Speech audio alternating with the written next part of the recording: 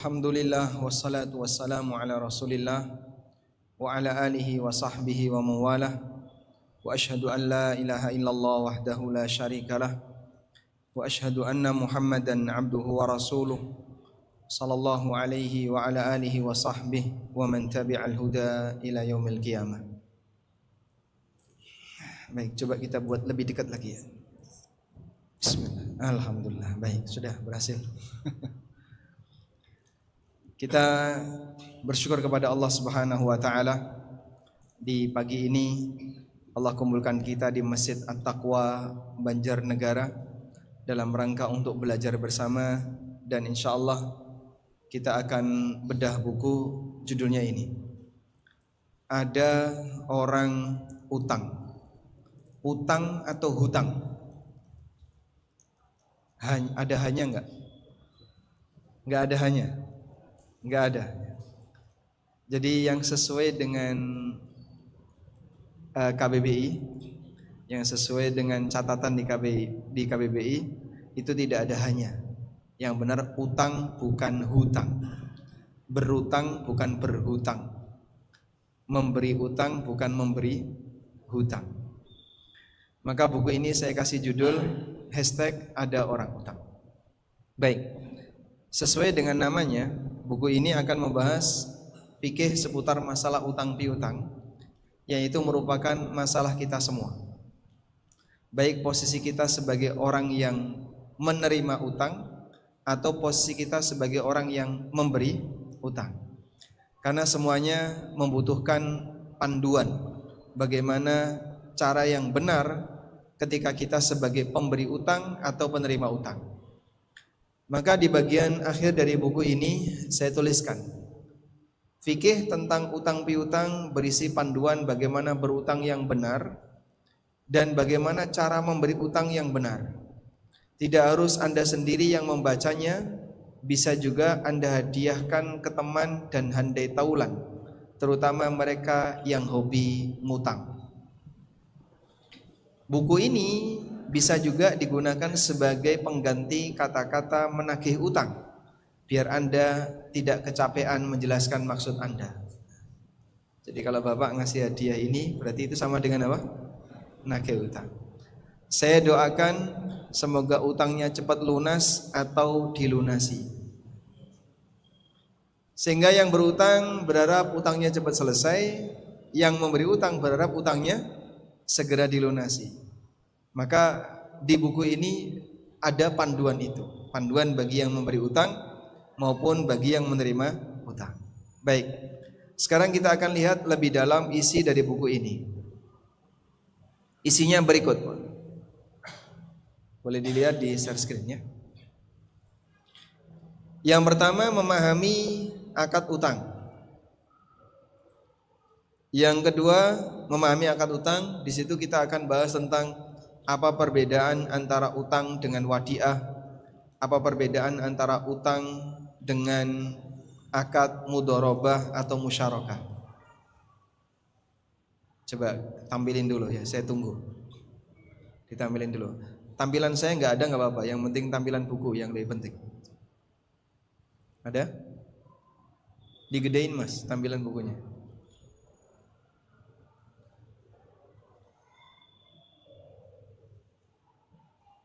Kelihatan enggak tampilan bukunya? Belum, terlalu kecil. Terlalu kecil.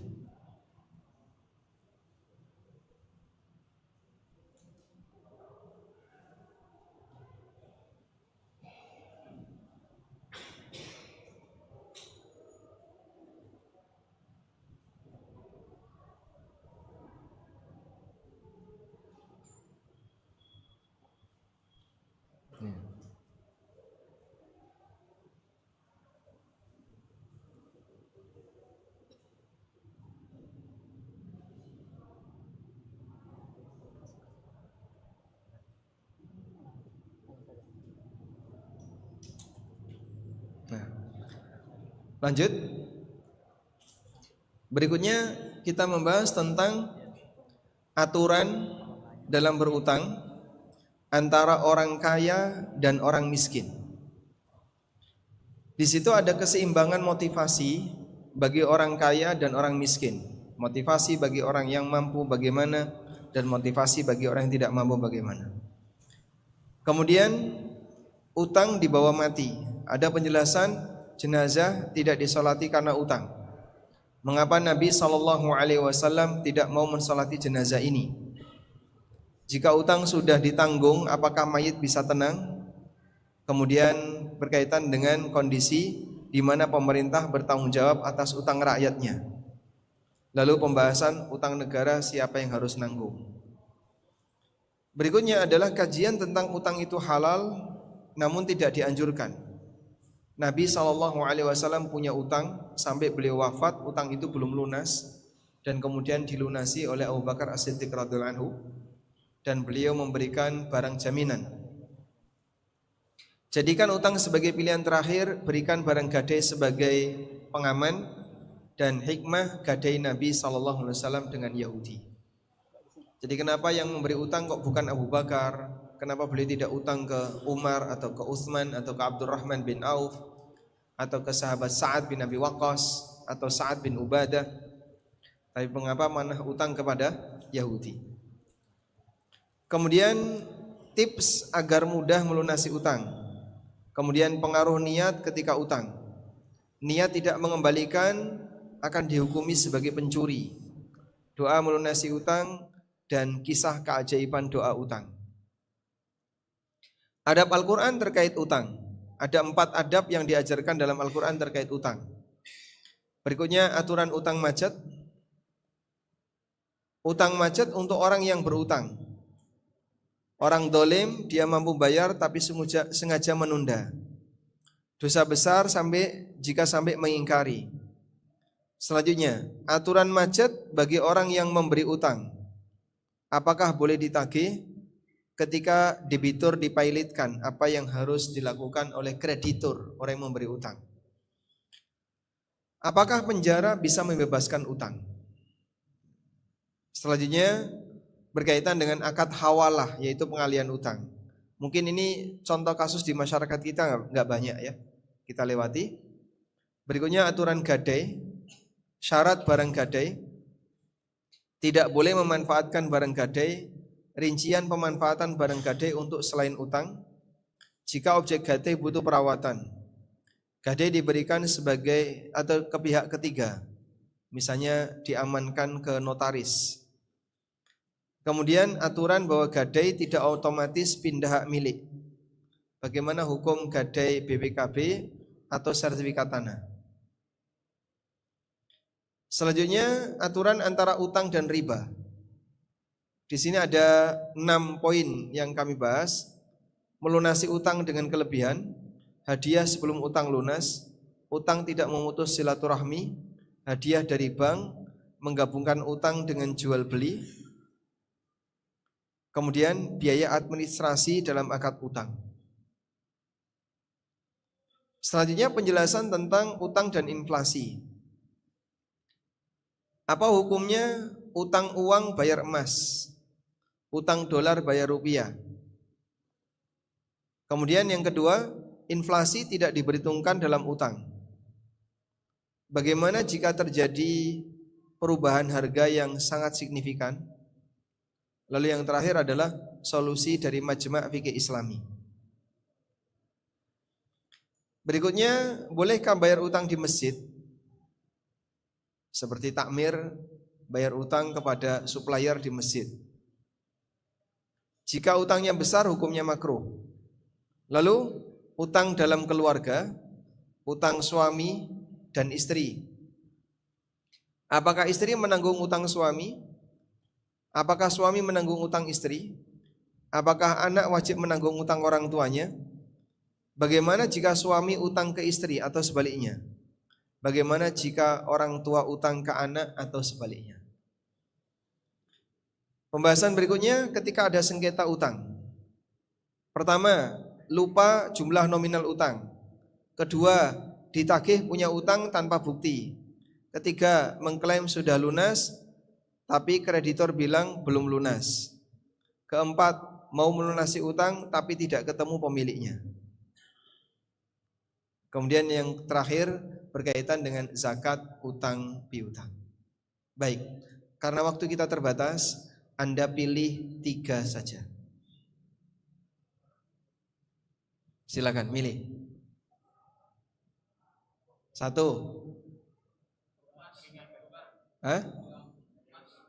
Utang dan inflasi. Baik. 2. Doa meringankan utang. Gimana? Melunasi utang tapi nggak ketemu pemiliknya. Baik, sudah ya, 3 saja. Ada lagi? Sengketa utang. Ada lagi? Apa? Gimana, Pak? Semuanya. Kalau semuanya saya bacakan ulang daftar isinya. Apa lagi? Utang dan riba. Hadiah dari bank. Utang suami istri, utang dan riba, sengketa utang. Solusi? Utang menurut Majma' Fikih Islami. Baik, apa lagi? Utang di bawah mati. Terus? Kabeh iki suwe-suwe. Baik. Sekarang coba kita bahas sesuai dengan permintaan Bapak Ibu. Kita mau baca ini, utang di bawah mati. Kita awali dari sini, utang akan di bawah mati. Bahwa urusan dunia tidak selesai karena kematian. Maka kalau urusan dunia ketika hidup nggak selesai, akan lanjut di mana? Di akhirat. Sehingga misalnya sengketa ketika di dunia sampai mati belum selesai, lanjut di akhirat. Utang piutang ketika di dunia sampai mati nggak selesai, lanjut di akhirat. Semua yang di dunia nggak selesai akan lanjut di akhirat. Maka pastikan ketika Anda bergesekan dengan orang lain, Anda dalam posisi benar. Kalau salah, jangan coba-coba bertahan. Karena akan ada pengadilan kedua di mana orang tidak bisa nyogok, di mana orang tidak bisa beralasan dengan aneka alasan selama tidak diterima. Ketika itu zat yang maha adil akan memutuskan. Dan kalau orang di posisi salah, berbahaya. Sebab nanti pahala dia akan diambil dan diserahkan kepada siapa? Diserahkan kepada siapa? Kepada yang dizalimi. Oleh karena itu, misalnya Anda punya gesekan dengan tetangga, punya gesekan dengan mana lagi? Teman kerja, termasuk gesekan dengan sesama jamaah satu masjid. Pastikan Anda dalam posisi benar. Kalau gesekan dengan orang lain, kok salah, akui saja sebelum mati. Tapi kalau orang misalnya egonya dan sombongnya itu lebih dari ketinggian dirinya, sehingga tinggi dia 170, egonya itu 300 meter di atas sana. Mungkin dia akan sulit untuk minta maaf. Dia nggak mau ngaku salah, itu bahaya. Itu bahaya. Yang bersangkutan nanti bisa jadi ketika di pengadilan akhirat, di mana pengadilan yang maha adil tidak bisa dimanipulasi, dia akan mendapatkan kerugian yang besar. Ya. Dan sengketa manusia itu ada 2. Sengketa dunia dan sengketa agama. Sengketa dunia, sengketa agama. Sengketa agama ini sengketa abadi. Sengketa dunia kalau bisa segera selesai. Kalau Anda sedang sengketa dunia dengan orang lain, jangan sampai ketika Anda salah tapi nggak mau ngaku salah. Itu bahaya besar. Karena sebenarnya manusia punya nurani dan dia bisa menilai apakah dia ini di posisi yang benar atau salah. Gak jauh-jauh harus pakai fatwa misalnya. Sebenarnya dia sendiri bisa menilai, kalau menurut kamu perbuatan kayak gini benar atau tidak. Nah, cara untuk mengukur sengketa dunia itu gini. Jika A sedang sengketa dengan B, lalu mereka rebutan sesuatu misalnya. Sudah? Yang jadi pertanyaan, misalnya ya, Anda sengketa dengan pembeli, Anda penjual sengketa dengan pembeli, atau Anda pembeli sengketa dengan penjual. Cara untuk mengukur, lah kira-kira saya itu berada di posisi yang benar atau salah, taunya dari mana Pak? Cara mengukurnya kayak gini. Kalau Bapak merasa jika kamu jadi orang itu, kamu mau nggak digituin? Nggak mau. Kalau nggak mau, jangan menyikapi seperti itu kepada orang lain. Sehingga misalnya ya, Anda sebagai konsumen sedang sengketa dengan penjual. Kan masing-masing merasa benar. Pertanyaannya, kalau kamu jadi penjual, kamu mau nggak disikapi konsumen seperti kamu sendiri? Wah, saya sih mikir-mikir, nggak mau kan? Kalau begitu jangan kau sikapi penjualmu seperti itu. Atau sebaliknya, kalau Anda sebagai penjual sengketa dengan pembeli, jika kamu sebagai pembeli mau nggak kamu disikapi seperti sikapnya penjual yang saat ini posisinya adalah kamu sendiri? Wah, saya tidak mau. Kalau begitu jangan menyikapi pembeli seperti itu. Paham ya? Baik. Suami berantem sama istri. Kapan mereka berantem? Ketika dua-duanya ngotot sama-sama benar. Sudah? Cara untuk mengukurnya, kalau andaikan kamu jadi istri, kamu mau nggak disikapi seperti itu oleh suamimu? Wah, saya juga nggak mau. Andaikan kamu sebagai suami, kamu mau nggak disikapi seperti itu oleh istrimu? Tidak mau. Maka jangan menyikapi orang lain seperti itu. Itulah makna sabda Nabi SAW. La yu'minu ahadukum hatta yuhibba li akhihi ma yuhibbu li nafsi. Kalian tidak akan beriman sampai kalian mencintai sikap kepada saudaranya sebagaimana kalian senang disikapi yang sama. Itu kata kunci. Secara teori mudah, tapi prakteknya berat. Sehingga kalau Bapak tidak ingin disikapi kasar sama orang lain, jangan bersikap kasar kepada orang lain. Kalau kamu tidak ingin disikapi keras, disikapi apalagi dibohongi oleh orang lain, jangan membohongi orang lain. Kalau kamu tidak ingin disikapi sombong, jangan bersikap sombong kepada orang lain, dan demikian seterusnya. Kalau kamu pengen disikapi santun, bersikaplah santun kepada orang lain. Kalau kamu pengen disikapi ramah, bersikaplah ramah kepada orang lain. Kalau kamu pengen disikapi apalagi rendah hati, bersikaplah rendah hati kepada orang lain, dan demikian seterusnya. Nah, sekarang coba kita lihat utang di bawah mati. Pertama, untuk kasus jenazah yang tidak disolati karena utang. Kita buka halaman 33. Ini halaman berapa? Baik.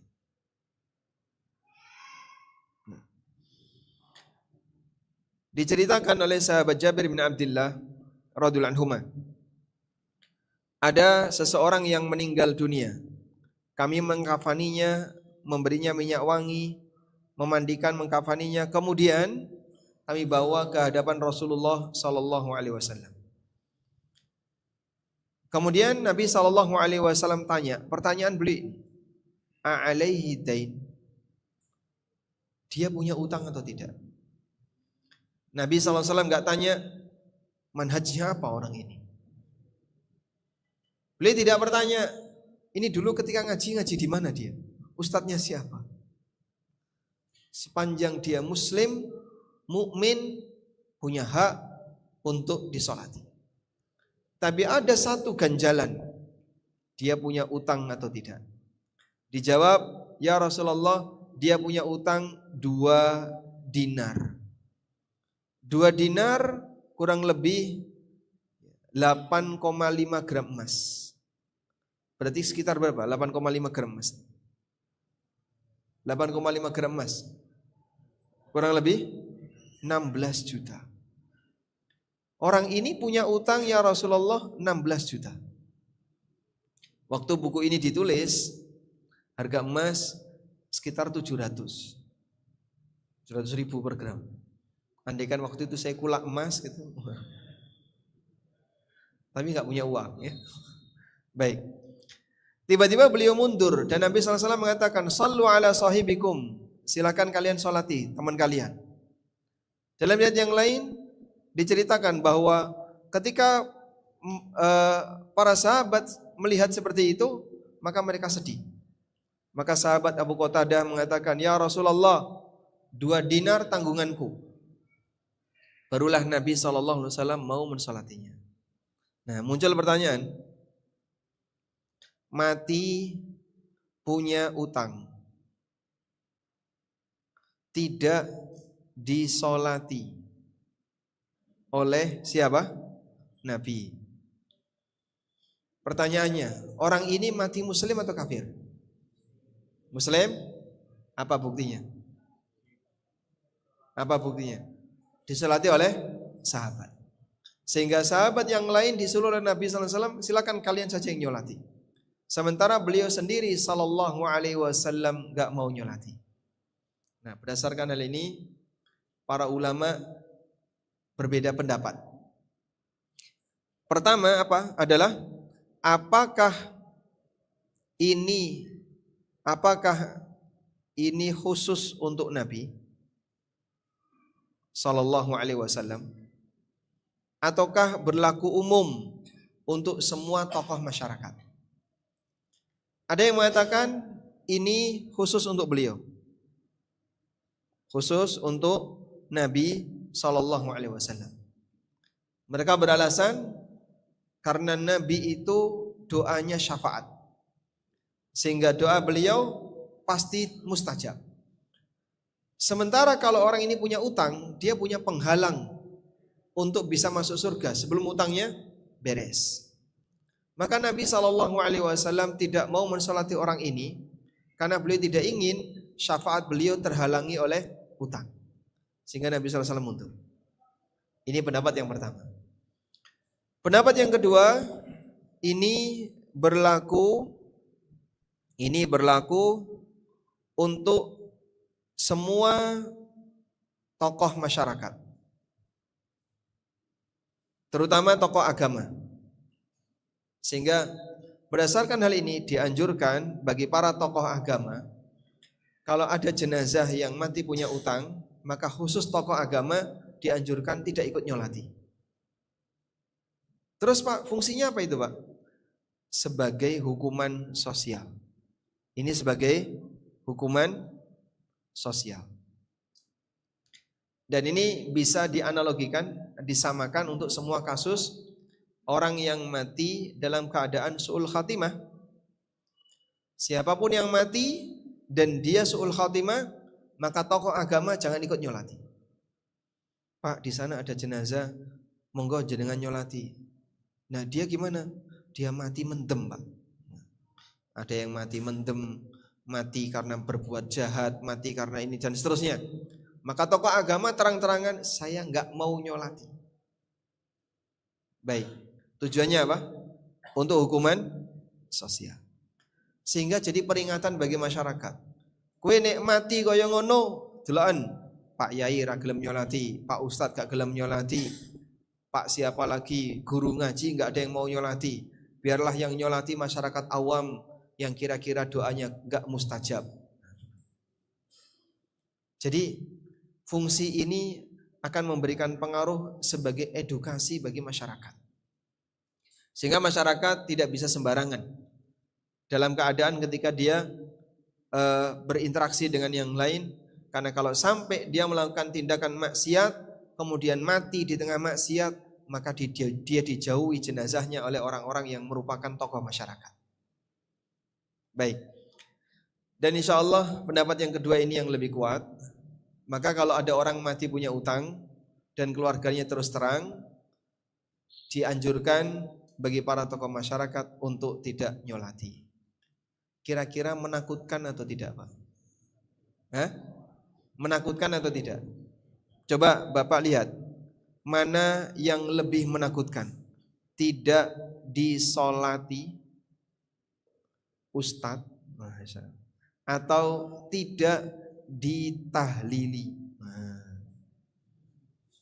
Yang lebih menakutkan yang mana Pak? Masyarakat kita takut dengan yang mana? Lebih takut yang mana? Ini. Ra disolati ra apa-apa, yang penting ditahlili. Masya Allah. Sehingga takutnya dia itu ketika tidak ditahlili. Tapi mereka nggak takut tidak disolati. Makanya kan ada sebagian orang yang takut dikucilkan masyarakat. Gue nek ramelu-melu dengan yang seperti ini, nanti kalau mati kau dikucilkan masyarakat. Nah memang kalau sudah mati kan dimakamkan, ditinggalkan oleh masyarakat. Maksud mereka adalah tidak ditahlili. Bagi kita yang penting disolati. Sebab Nabi SAW tidak ngasih ancaman yang ini. Dia punya utang nggak? Punya. Berapa? 2 dinar. Aku nggak mau nahlili dia. Apakah Rasulullah SAW ngasih ancaman itu? Apakah Nabi SAW memberikan ancaman orang ini tidak akan saya tahlili? Ada? Tidak. Apa ancaman Nabi SAW? Sallu ala sahibikum.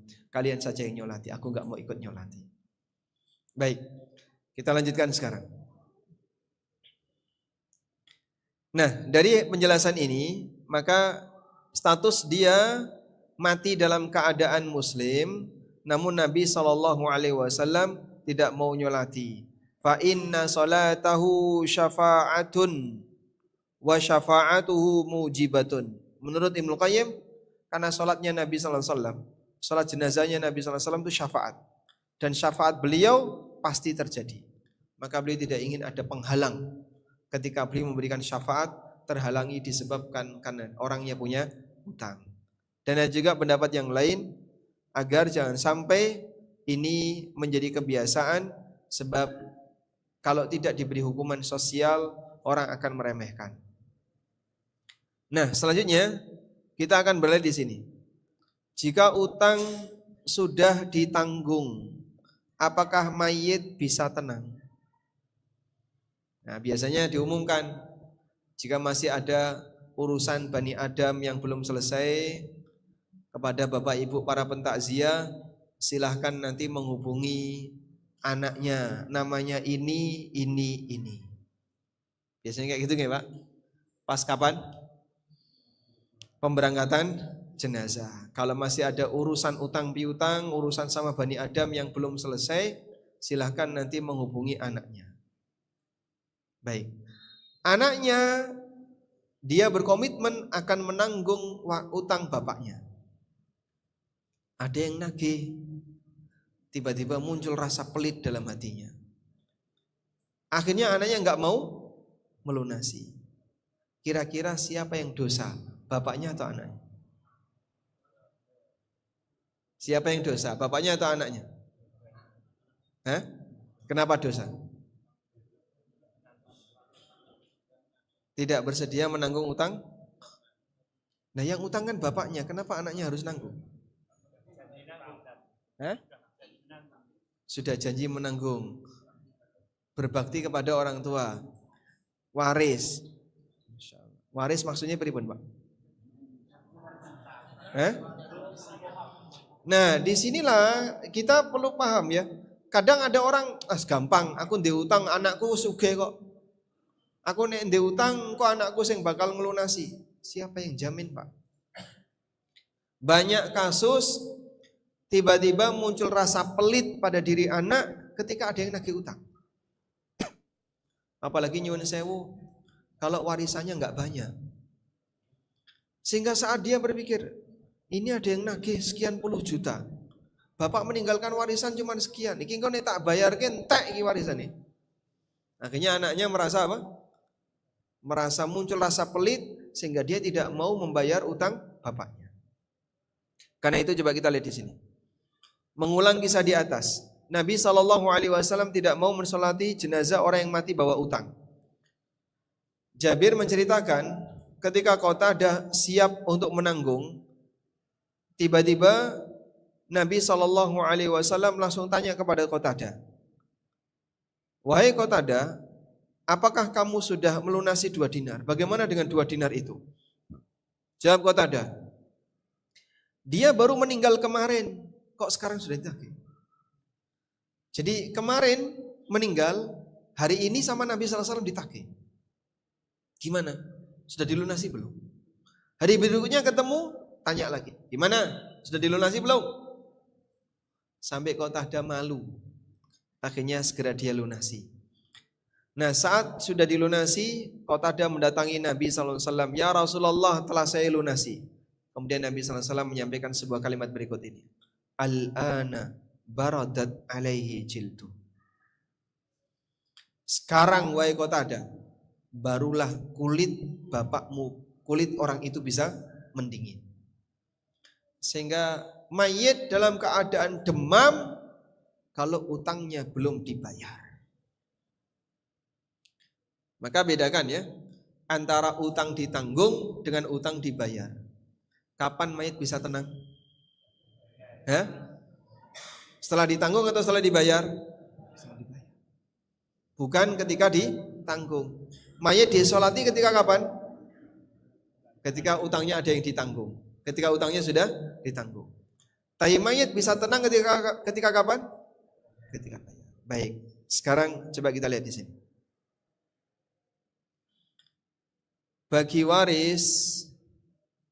waris hukumnya dilarang kecuali setelah satu, utang lunas, dua, ditunaikan wasiat. Ngeten nggih? Bahwa yang namanya bagi waris tidak bisa terjadi, tidak boleh dilakukan sebelum utang lunas dan wasiat ditunaikan. Baik. Si A punya harta. Nah, anggaplah nilai harta itu 500 juta. Baik. Lalu si A mati dan dia punya utang senilai 300 juta. Utang 300 juta. Sudah? Maka 500 juta ini pindah hak milik jadi miliknya siapa? Ahli waris si A. Dia punya harta senilai 500 juta.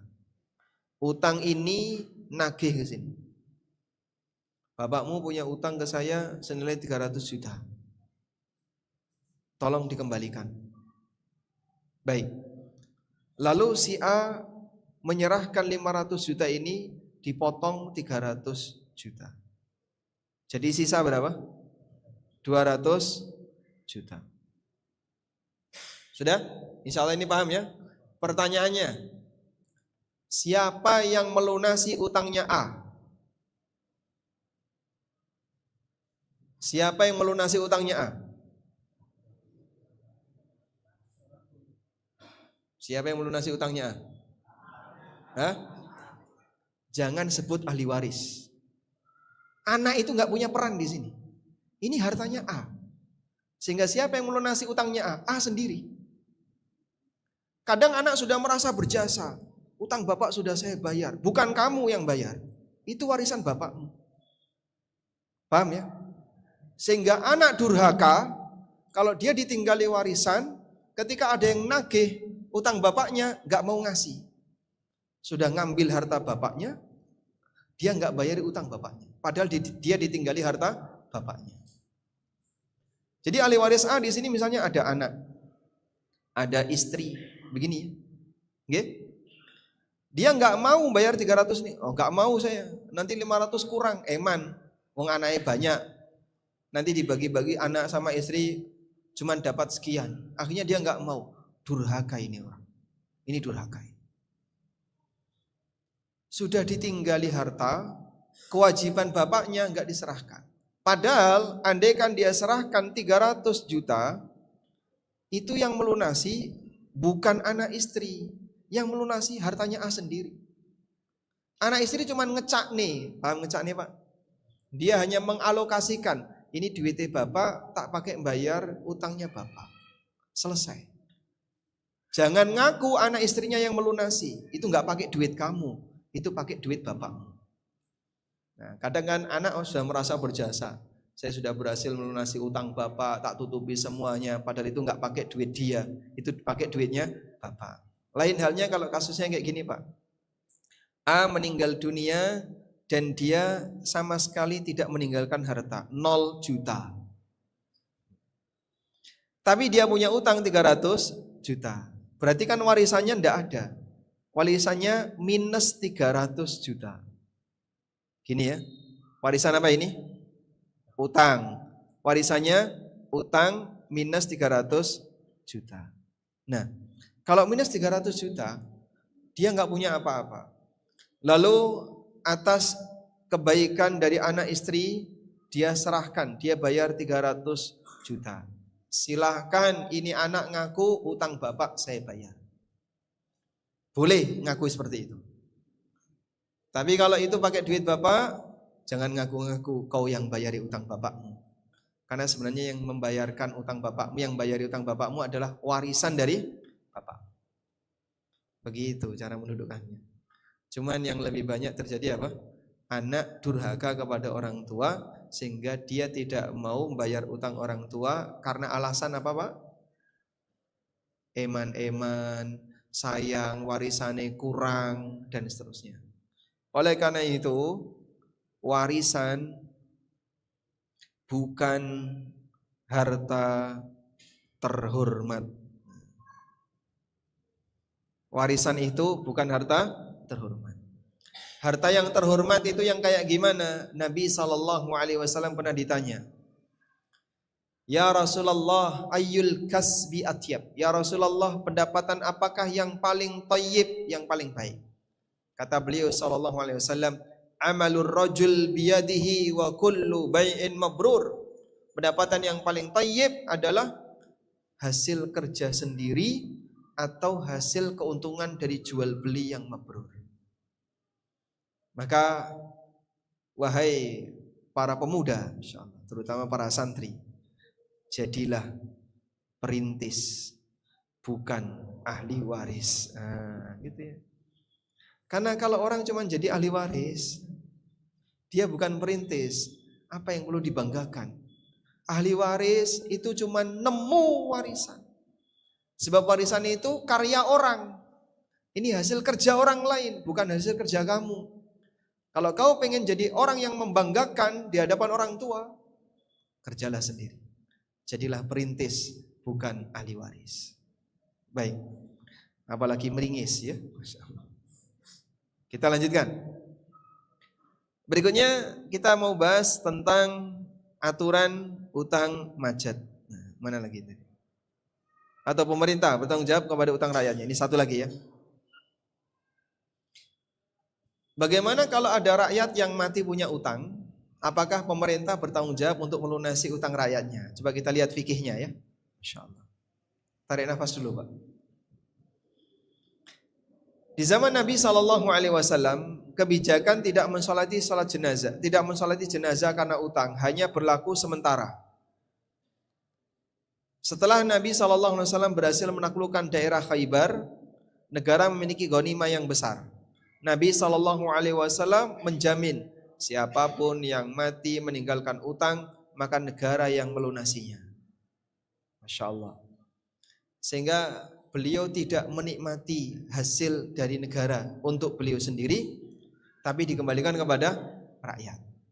Demikianlah pemimpin tertinggi dari umat ini, yaitu Nabi Muhammad SAW. Coba kita lihat ini.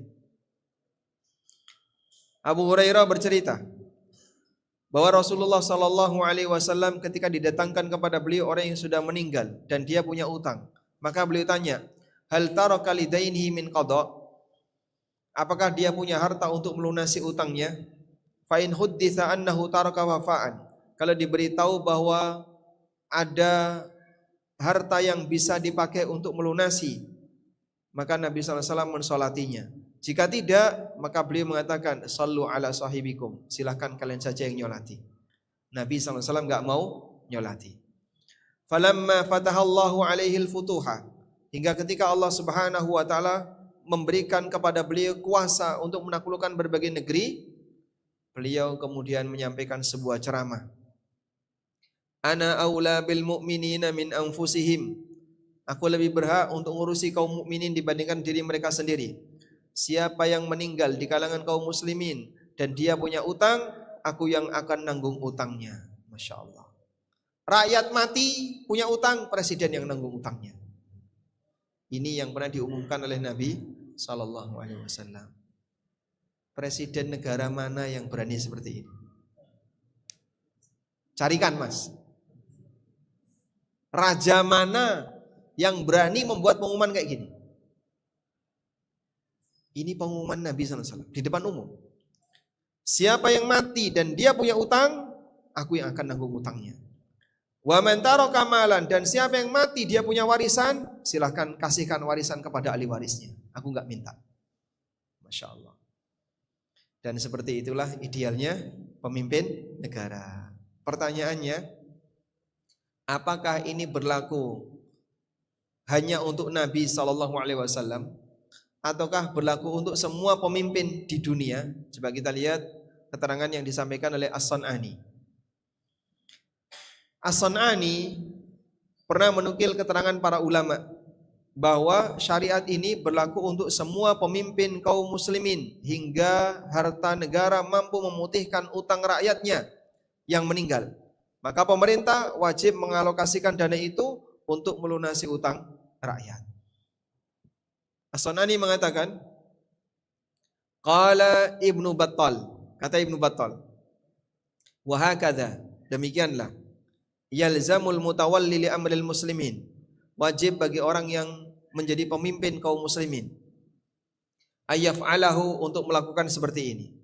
Bagi orang yang mati dan dia punya utang, maka dia harus menanggung utang rakyatnya. Wa illam yaf'al, kalau dia tidak mau melakukan itu, fal ismu alai, maka pemimpinnya berdosa. Masya Allah. Jadi kira-kira kasus kayak gini di Indonesia banyak enggak? Hah? Banyak. Banyak Pak? Banyak. Maka jangan nekat jadi pemimpin sebelum dituntut oleh yang bersangkutan di akhirat.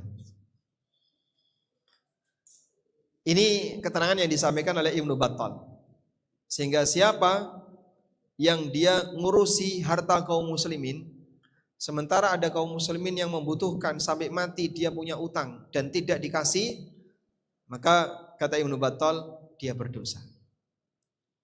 Wa qad dzakara Ar-Rafi'i, dan kata Ar-Rafi'i, Ar-Rafi'i ini salah satu ulama mazhab Syafi'i. Di dalam akhir hadis ada yang bertanya, "Ya Rasulullah, wa ala kulli imamin ba'daka?" Apakah keputusan ini berlaku untuk seluruh pemimpin setelah Anda? Qala, jawab Nabi SAW, wa ala kulli imamin ba'di. Ini berlaku untuk seluruh pemimpin setelahku. Sehingga siapa yang mendaftarkan diri jadi pemimpin, siap-siap dia kebebanan tanggung jawab. Baik. Walhamdulillah. Jadi kira-kira kita gimana Pak? Negara yang nanggung utang kita atau gimana Pak? Hah? Kita yang nanggung utang negara. Sabar Pak ya. Itu kondisi kita sekarang. Mudah-mudahan nanti bisa dilunasi. Baik. Aminnya kurang kompak. Selanjutnya saya akan beralih kepada pembahasan tadi tentang hikmah gadai yang dilakukan oleh Nabi SAW dengan orang Yahudi. Jadi muncul pertanyaan, Nabi kita SAW ketika meninggal dunia itu punya utang dari siapa? Yahudi. Kenapa beliau enggak utang ke Abu Bakar? Atau utang ke Umar, atau ke Utsman, atau siapa lagi? Sa'ad bin Abi Waqqas, atau Abdurrahman bin Auf, atau sahabat kaya yang lainnya. Siapa sahabat paling kaya yang Anda kenal? Abdurrahman bin Auf. Apa enggak ada yang lebih tinggi? Utsman. Wallahu alam, ada yang menyebutkan Sa'ad bin Abi Waqqas. Dan ada yang mengatakan Sa'ad bin Ubadah. Tapi rata-rata sahabat-sahabat yang muhajirin, mereka diberi oleh Allah kelonggaran harta.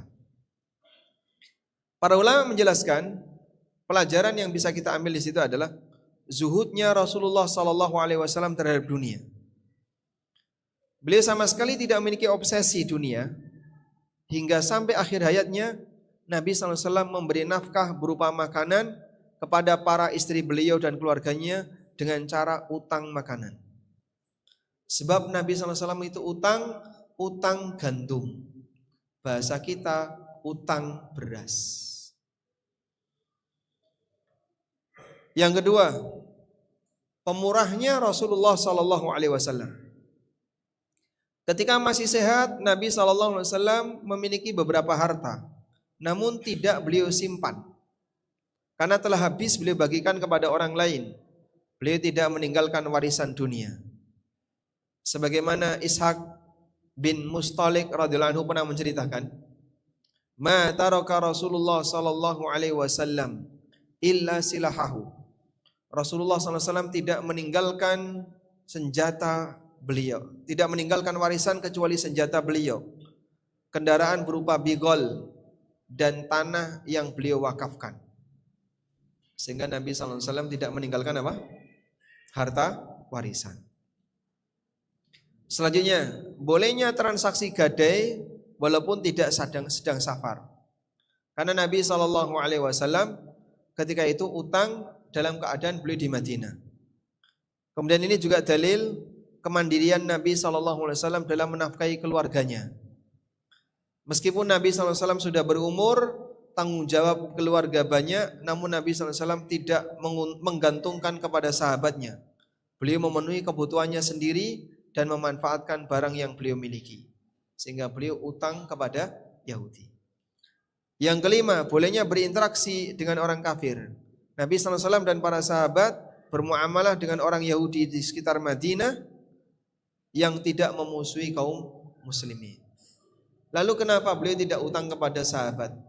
Karena kalau beliau utang ke sahabat bukan diutangi tapi dikasih. Sehingga beliau tidak ingin merepotkan sahabat, akhirnya beliau transaksinya dengan Yahudi. Wallahu a'lam. Yang terakhir ini ya, untuk bagian muqaddimah pertama. Agar mudah melunasi utang. Bagaimana caranya agar mudah melunasi utang? Saya dahulukan yang pertama ini. Pengaruh niat ketika utang. Ternyata kata kuncinya ada di sini.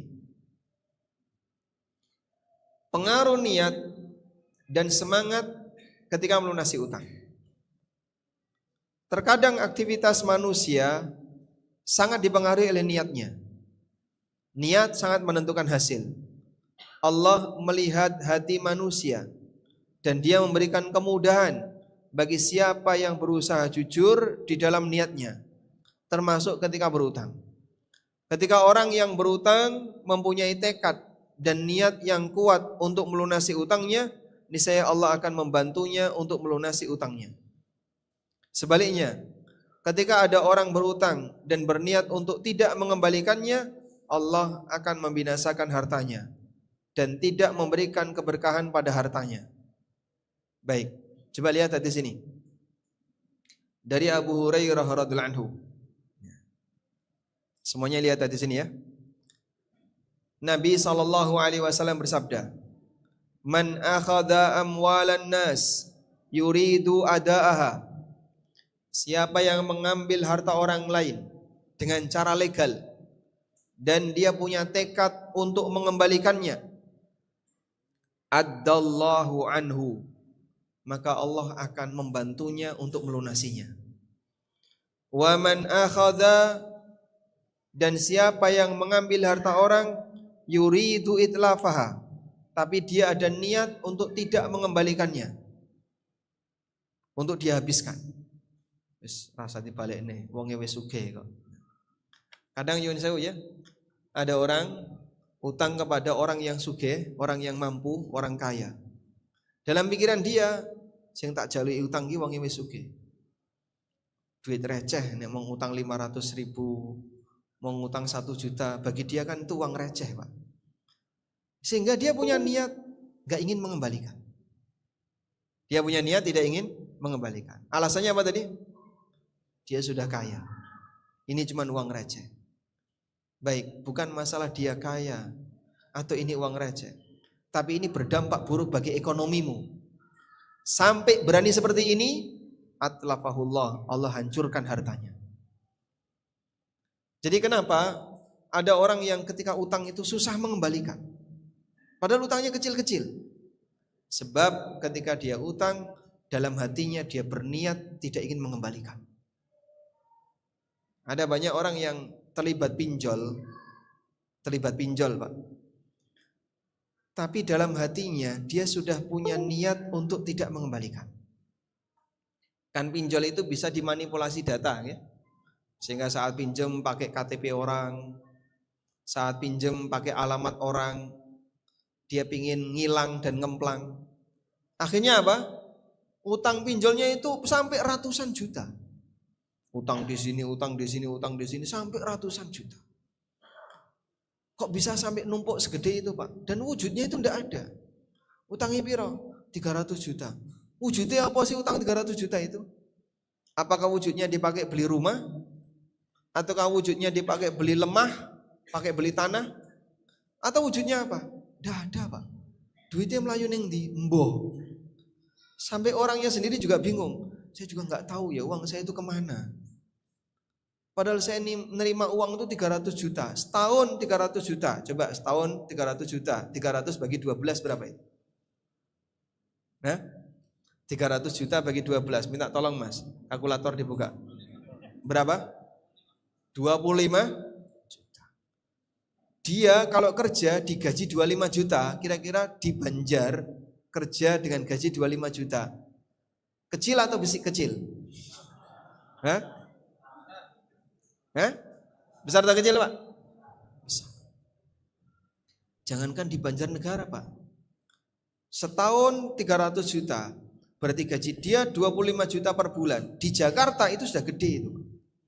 Wah gajinya 25 juta ya, besar. Tapi wujudnya tidak ada. Dia utang itu dalam waktu setahun sampai 300 juta. Wujudnya itu tidak ada. Kemana itu? Allah Subhanahu wa ta'ala binasakan hartanya. Allah Ta'ala binasakan hartanya. Berawal dari mana Allah binasakan hartanya?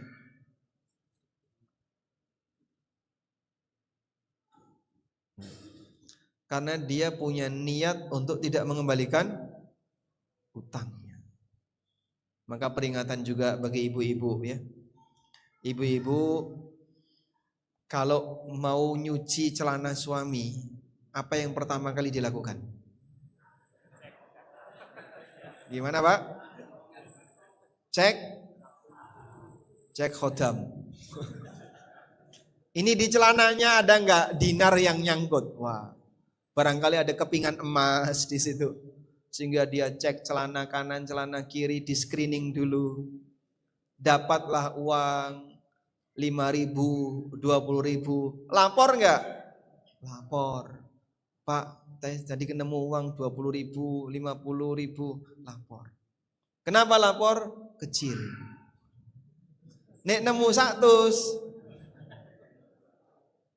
Ojo sampai ketahuan. Tapi tiba-tiba uangnya hilang. Sehingga saat suaminya nagih, ini uangnya kemana? Kamu nemukan sekian-sekian. Mbah ora ngerti Pak. Akhirnya jadi berantem suami istri. Itu berawal dari apa? Mengambil harta orang lain, tidak ada niat untuk mengembalikan. Maka kita kasih peringatan kepada ibu-ibu ya, untuk jamaah putri merapikan softnya agar tidak mengganggu jamaah yang baru datang. Silakan merapat ke depan. Dan yang sempat membawa uang suaminya, tolong nanti segera dilaporkan. Kecuali yang Anda bawa dengan legal. Karena kalau sampai ada niat tidak dikembalikan, itu nanti bisa menyebabkan duit yang Anda terima tidak berkah. Makanya waspadai dengan membawa harta orang lain. Sehingga kalau ada yang tanya, gimana sih Pak tipsnya biar utang itu gampang lunas? Tipsnya ada di hatimu. Tips itu ada di hatimu. Saat kau utang ke orang lain, apa semangatmu? Ya nek iso aja dicicil-cicil. Nek iso kelalen, nek iso wah gara-gara itu makanya kamu susah melunasi utang. Allah akan mudahkan bagi kamu untuk membayar utang jika dalam hatimu ada semangat, aku nggawa duit orang. Kalau bisa gimana caranya biar cepat lunas utang. sehingga dia tahu prioritas. Pertama, ketika dia dapat uang, satu untuk apa? Satu untuk belanja online. Dua, jalan-jalan di mall. Tiga, healing. Empat, shopping. Lima, mancing. Enam, touring. Tujuh, camping. Nanti 8 pusing dia. Sebab dari daftar ini tidak ada prioritas utang. Sebenarnya gimana? Satu, untuk nafkah pribadi dan keluarga. Dua, untuk bayar utang. Tiga, bayar utang. Empat, bayar utang. Gitu. Jadi prioritasnya sampai urutan 2, 3, 4. Baru kemudian kebutuhan-kebutuhan yang lain. Metode seperti ini kalau tertanam dalam diri seorang hamba, kata Allah Subhanahu wa taala, addallahu anhu, maka Allah taala akan membantunya untuk melunasi utang. Ingat, Anda bisa jadi akan kesulitan untuk menyelesaikan tanggung jawab pribadi kalau tidak ditolong oleh Allah. Maka jadikan prioritas menyelesaikan kewajiban kepada orang lain agar apa? Kita dimudahkan oleh Allah Subhanahu wa taala. Baik. Kalau doa Pak, kalau doa insya Allah cukup gampang dibaca. Sehingga kalau Bapak minta amalan ke saya, amalan pertama ngurusi batin. Amalan kedua batin lagi. Amalan ketiga luruskan hatimu. Amalan keempat baru doa. Karena kalau sebatas doa, aku dapat ijazah dari ANB, Masya Allah. Apa ijazahnya? Doa melunasi utang. Semua orang bisa mengamalkan. Tapi kalau hatinya masih rusak seperti tadi, percuma. Kau kendalikan dulu batinmu, ada semangat untuk menyelesaikan utangmu, insya Allah dimudahkan oleh Allah dalam apa? Melunasi utang. Doanya ini, Allahumma kfini bihalalika an haramik, wa aghnini bifadlika amman siwa. Apal ya? Apal. Sudah sering Pak Ustadz itu saya baca. Wis tinggo wirid sak bendina. Sudah dipakai wirid tiap hari, tapi tetap saja utang kok gak beres-beres. Masalah batinmu. Doa kedua, ini banyak di internet ya. Sehingga Bapak mungkin nanti juga bisa nyari di internet. Allahumma inni a'udzubika minal hammi wal hazan. Ya Allah, aku berlindung kepadamu dari kebingungan dan kesedihan. Wal ajzi wal kasal, dari lemah dan malas. Wal bukhli wal jubn, bakhil dan pengecut, wa dhala'id dain, dan terlilit utang, wa ghalabatir rijal, dan ditekan sama orang. Disebabkan karena dia punya tanggung jawab kepada orang lain yang belum beres, akhirnya dia dikejar-kejar orang. Makanya kalau punya komitmen, kalau punya tanggung jawab, selesaikan. Jadikan itu sebagai komitmen. Baik tanggung jawab pekerjaan, tanggung jawab tugas tertentu, termasuk diantaranya adalah tanggung jawab menyelesaikan masalah harta. Baik. Doa yang ketiga, ini paling panjang. Nabi SAW mengajarkan doa ini. Yang di sini dari Abu Hurairah radhiyallahu anhu, beliau mengajarkan kepada Abu Hurairah agar doa ini dibaca ketika hendak tidur. Berbaring di sisi kanan, kemudian membaca doa di atas. Panjang sekali. Allahumma rabbas samawati sab'i wa rabbal arshil azim. Rabbana wa rabba kulli syai'in falikal habbi wan nawa. Sampai di akhir doa ada kalimat iqdi anna ad-daina wa aghnina minal faqri.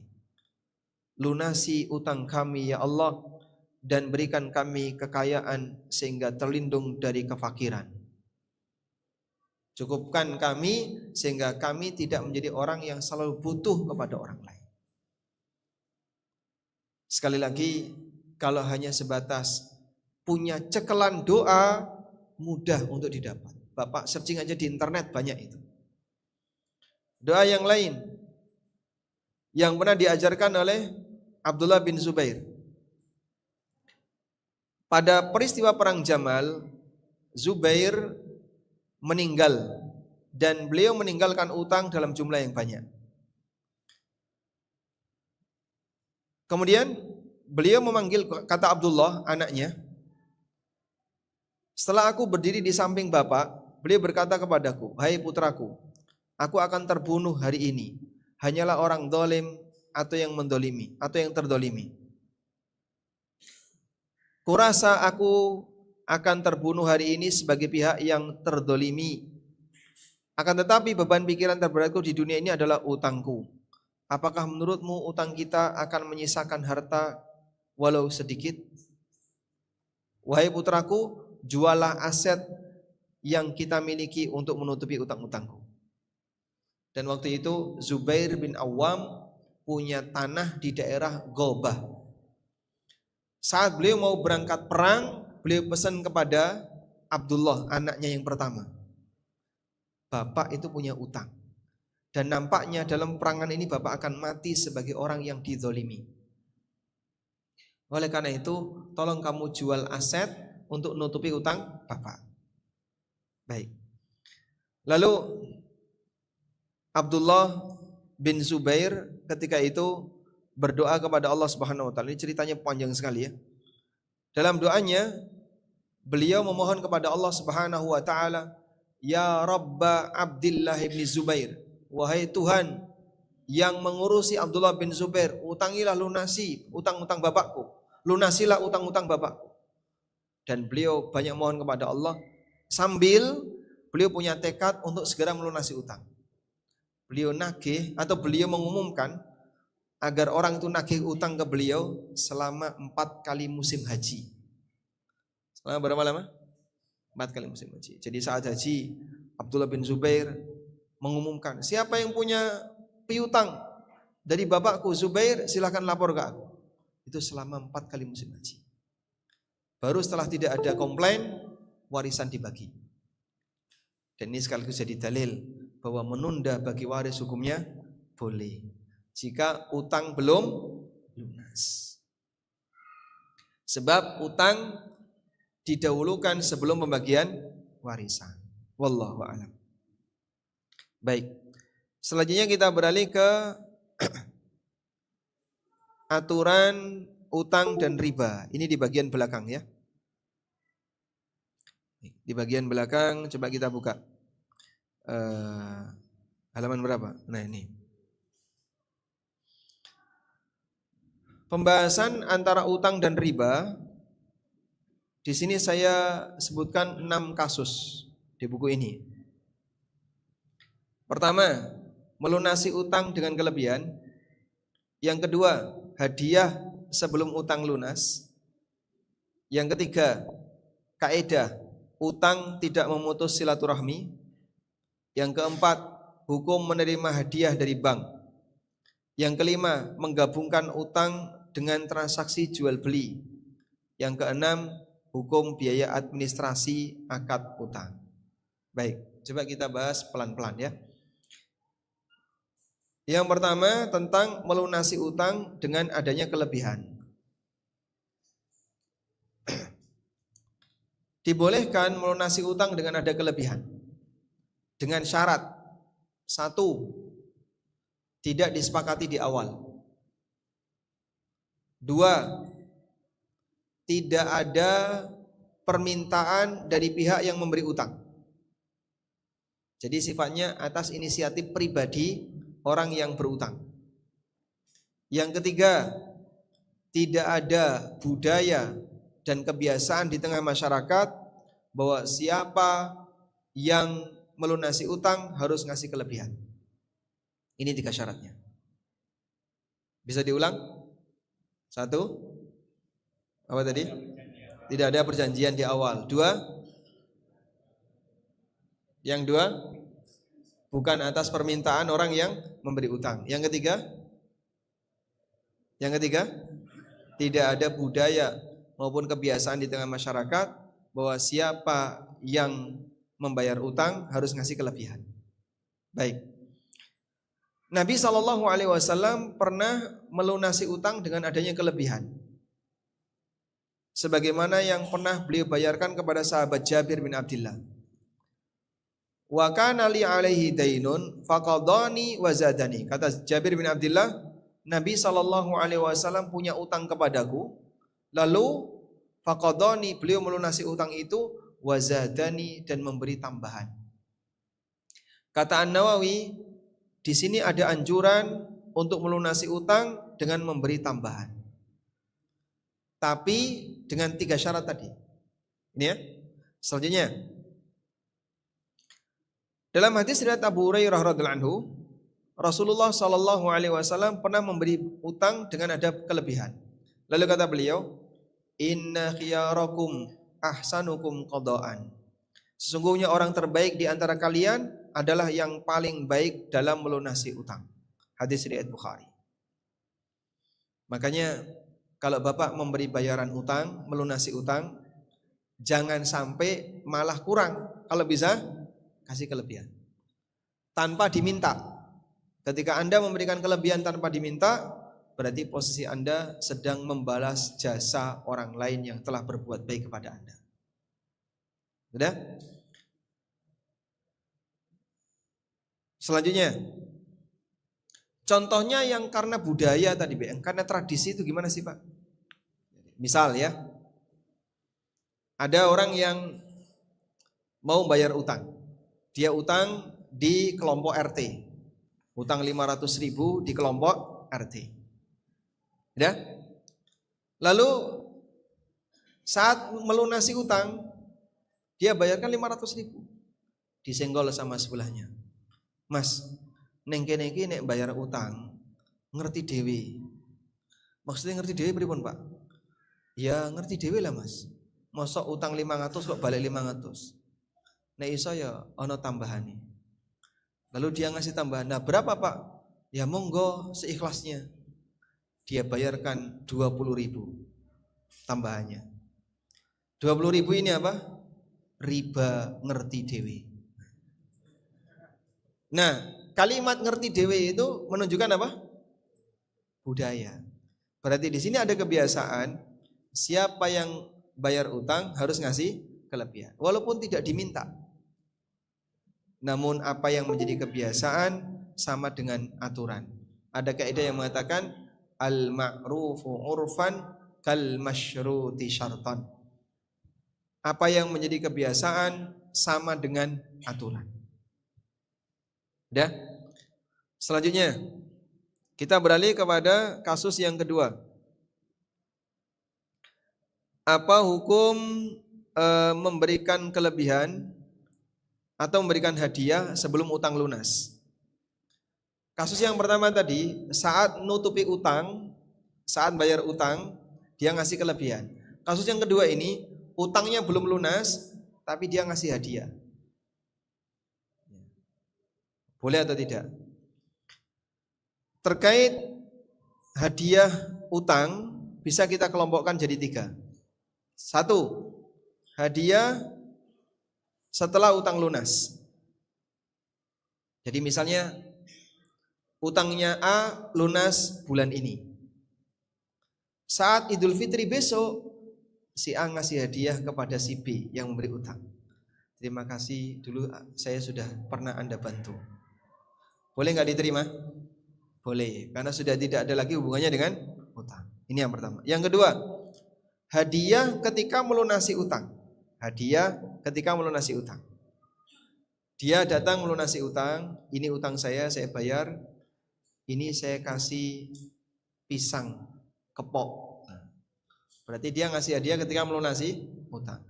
Ini boleh dengan 3 syarat di depan tadi. Tidak ada kesepakatan, tidak diminta, dan yang ketiga tidak ada kebiasaan di masyarakat. Sekarang yang ketiga, hadiah sebelum utang lunas. Si A punya utang kepada si B 1 juta. Nah, suatu ketika si A pulang dari sawah, gawa duren, dikasihkan kepada si B. Ini hadiah dari saya. Pripun niki Pak? Monggo diambil saja. Boleh enggak B menerimanya? Sementara A punya utang 1 juta. Ada fatwa yang disampaikan oleh Ibnu Umar. Pilihannya ini, hadiahnya ditolak atau diterima tapi dihitung sebagai pengurang nilai utang. Kalau ditolak gimana Pak? Mohon maaf Pak, saya nggak mau terima hadiah ini sebab Bapak punya utang ke saya belum lunas. Saya nggak mau terima. Boleh, satu. Atau yang kedua, aku seneng duren, matur nuwun, diterima boleh. Tapi ditanya, duren ini berapa harganya?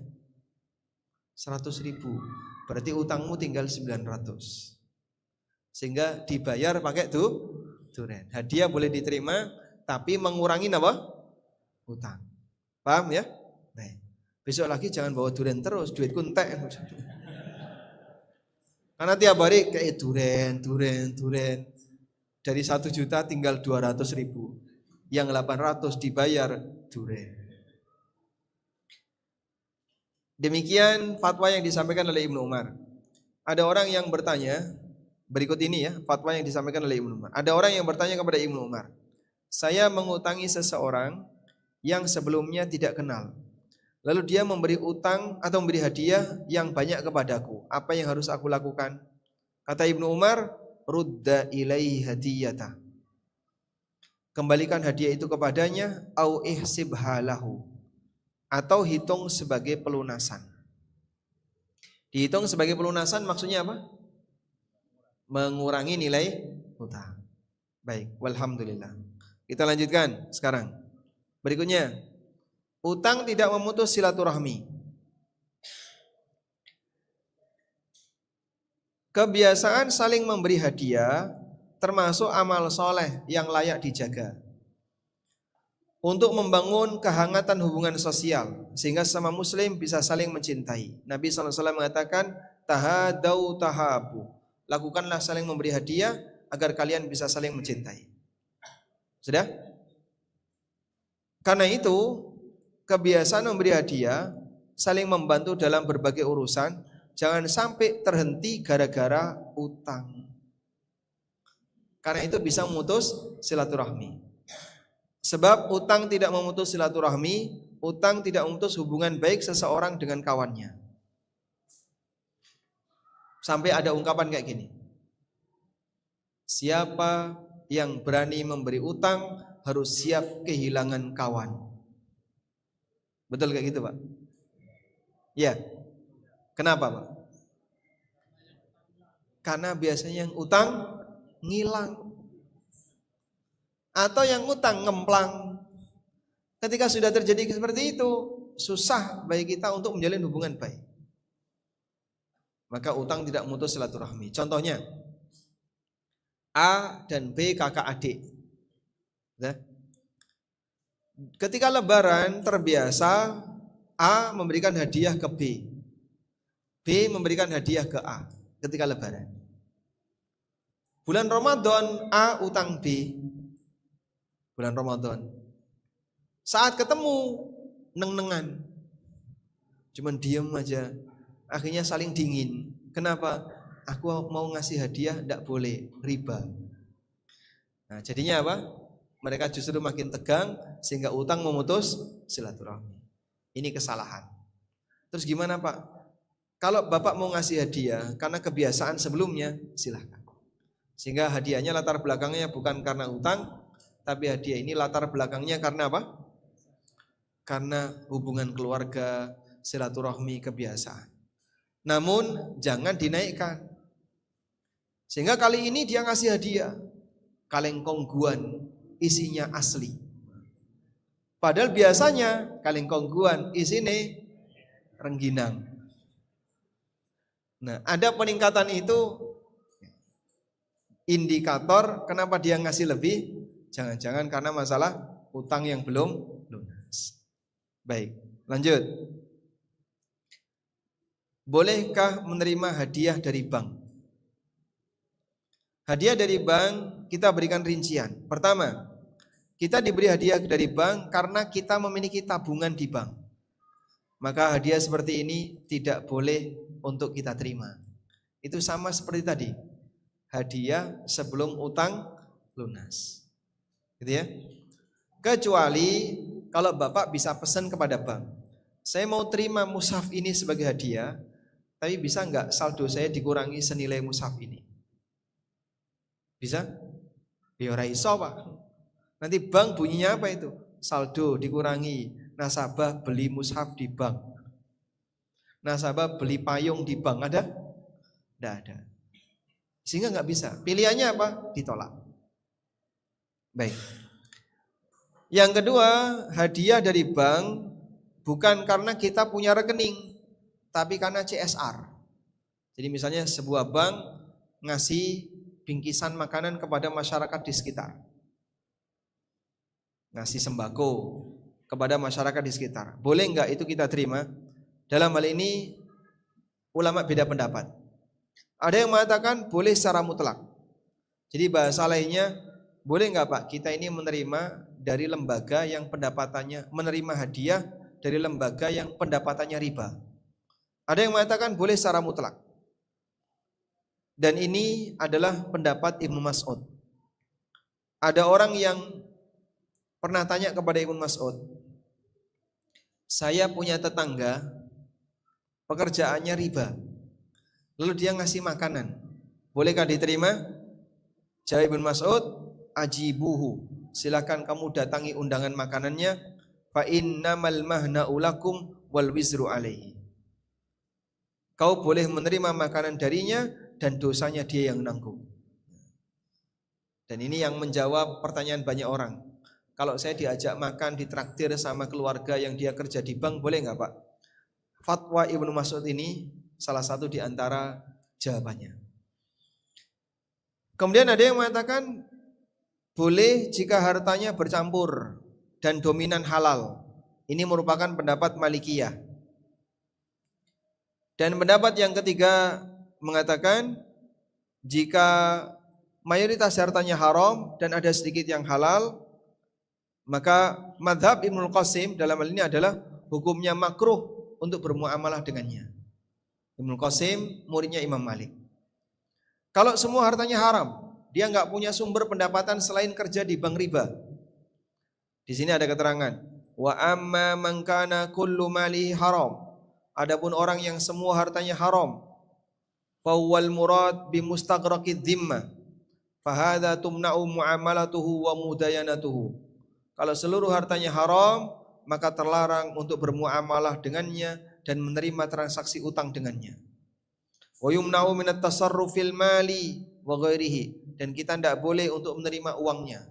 Sehingga dia datang ke kita beli sesuatu saja ditolak. Maka kalau ada tetangga kerja di bank, bapak punya toko, tiba-tiba dia datang mau belanja, tanya dulu, kamu punya pendapatan yang lain enggak selain kerja di bank? Rasido tuku. Karena kalau dia enggak punya sumber pendapatan yang lain kecuali yang haram, dalam mazhab Malikiyah kita dilarang untuk bertransaksi dengannya. Pendapat yang ketiga, makruh bermuamalah dengan orang yang dominan hartanya haram, selama tidak tahu bahwa harta yang dia serahkan itu haram. Dia tahu orang ini dominan hartanya haram. Ketika orang ini memberikan harta kepada si A tidak tahu dari mana asal hartanya, apakah dari hasil yang halal atau yang haram. Namun si A makruh untuk menerimanya. Dan ini pendapat Syafi'iyah. Nah, maka kalau berdasarkan pendapat Syafi'iyah, hadiah dari bank hukumnya makruh jika kita bukan nasabah. Kalau nasabah hukumnya nggak boleh, sebab kita punya uang di situ. Tapi kalau kita bukan nasabah, makruh untuk menerimanya. Wallahu a'lam. Walhamdulillahirabbil alamin. Baik, ini sudah jam 11 dan kajian kita maksimal sampai zuhur. Zuhur jam berapa? 11:28. Mau pulang atau tidur sini? Mau pulang atau tanya jawab? Tanya jawab ya. Sisa waktunya kurang lebih 30 menit.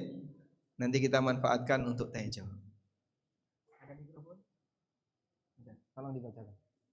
Di sini.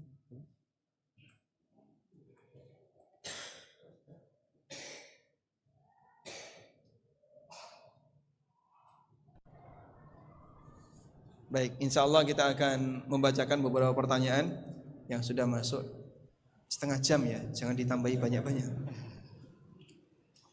Berapa jumlah pertanyaan? Banyak. Dipilih saja atau dipilih saja. Silakan dipilih. Bismillah. Pertanyaan pertama, Afan Ustadz izin bertanya, bagaimana hukumnya mendaftar haji dengan hutang ke bank konvensional, namun saat itu tidak tahu bahwa bank itu haram? Jazakumullah khair. Saat itu tidak tahu bahwa bank itu haram, tapi sudah terlanjur. Nah, kalau orang tidak tahu hukum, maka dia tidak dihukum. Kaidah ya. Semua yang tidak tahu hukum tidak dihukum. Tapi kalau tidak tahu hukuman, tetap dihukum. Sebab ada hukum, ada hukuman. Sama atau beda? Ada hukum, ada hukuman. Begini ya. Tidak tahu hukum, tidak ada hukuman. Tahu hukum tapi tidak tahu hukuman, tetap dihukum. Kamu kan tahu kalau itu salah. Iya, tapi aku nggak ngerti kalau dosanya kayak gini, ya tetap salah. Saya nggak tahu ya kalau ini salah, berarti kamu tidak ada hukuman, karena dia tidak tahu. Itulah aturan syariat yang jauh lebih longgar dibandingkan aturan manusia. Baik, ada orang ya naik motor, pas lampu merah belok kiri, ketemu petugas, prit. Bapak tahu kesalahannya apa? Tidak tahu Pak. Bapak lampu merah belok kiri. Loh, katanya lampu merah boleh terus, makanya Bapak harusnya terus, jangan belok kiri. Kesalahan Bapak belok kiri, harusnya lampu merah terus. Baik, sekarang Pak sudah ada perubahan peraturan. Kalau dulu lampu merah belok kiri boleh langsung, sekarang harus tetap berhenti. Saya nggak tahu ya Pak kalau ada perubahan itu. Pak, saya kasih tahu ya, peraturannya sudah disosialisasikan tadi malam jam 12. Pagi ini Bapak sebagai orang yang mendapatkan kasus pertama. Ditilang nggak? Singkat cerita, ditilang. Baik. Walaupun dia tidak tahu. Ada orang diberitahu, Pak, seperti ini riba, tidak boleh. Saya tidak tahu ya Pak kalau ini riba. Bapak saya kasih tahu ya, aturan ini riba sudah disosialisasikan 14 abad silam. Sekarang Bapak umur berapa? 60 tahun. Belajar Islam berapa lama? Sudah puluhan tahun. Belajar Islam sudah puluhan tahun, syariat Islam sudah 14 abad. Bapak nggak tahu. Diapakan orang ini kayak ini? Dimaafkan. Who is the greatest? Allah.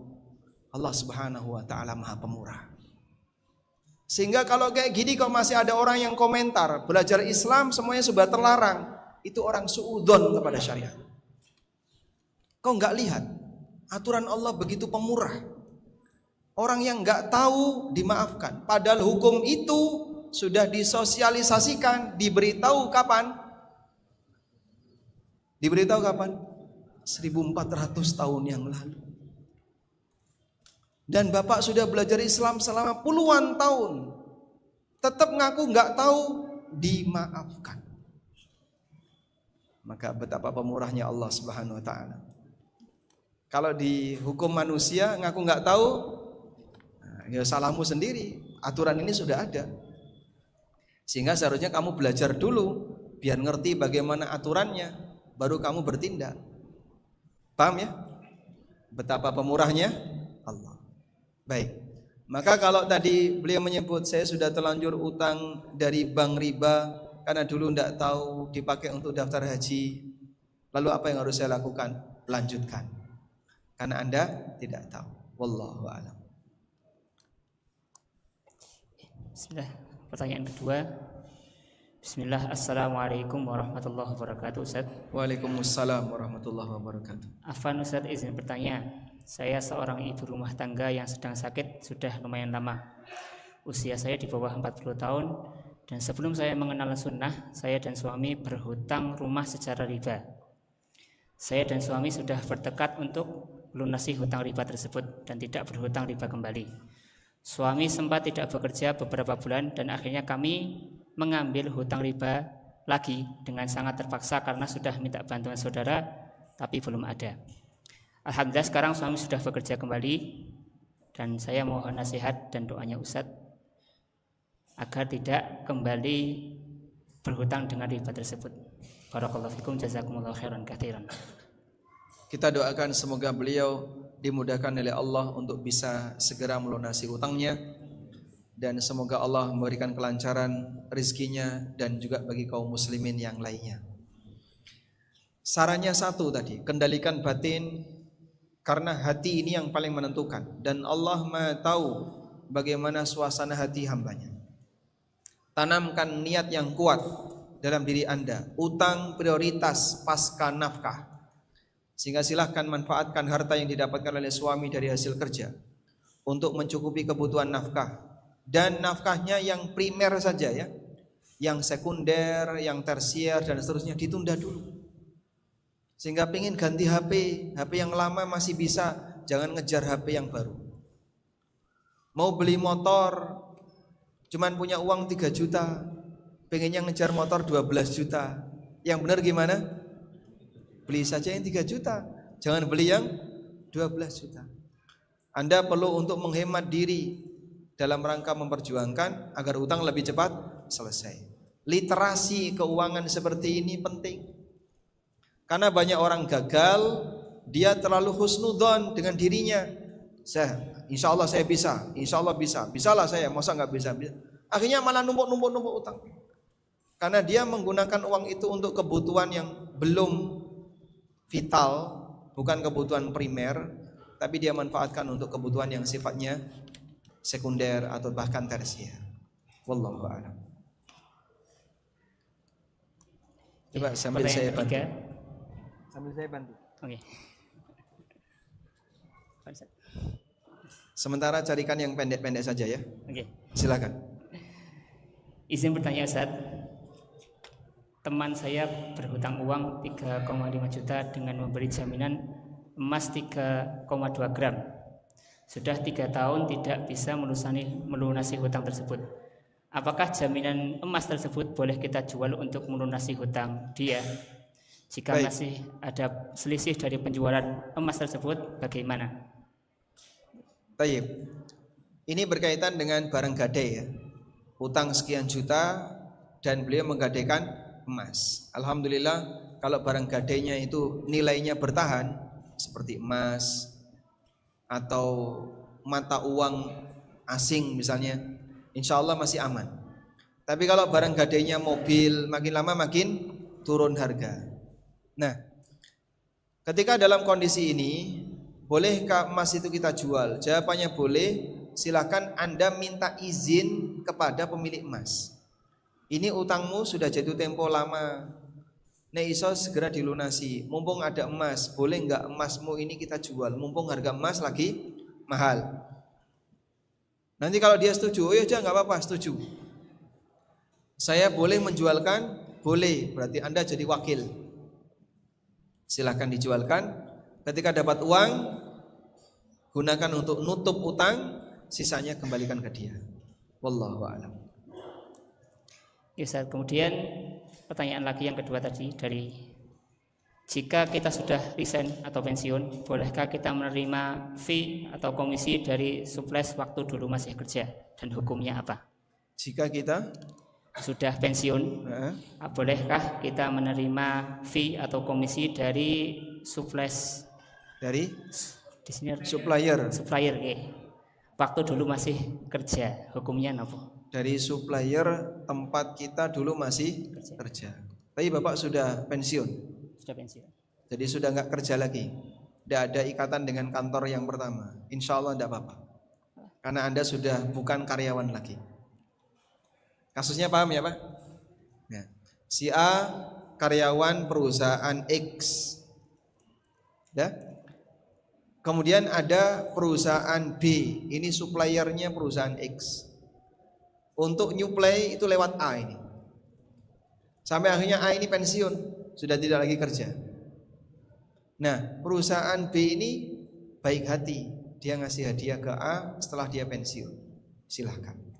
Karena dalam hal ini A bukan lagi karyawan X. Kecuali kalau dia masih karyawan X, punya kebijakan di tempat X, tidak boleh.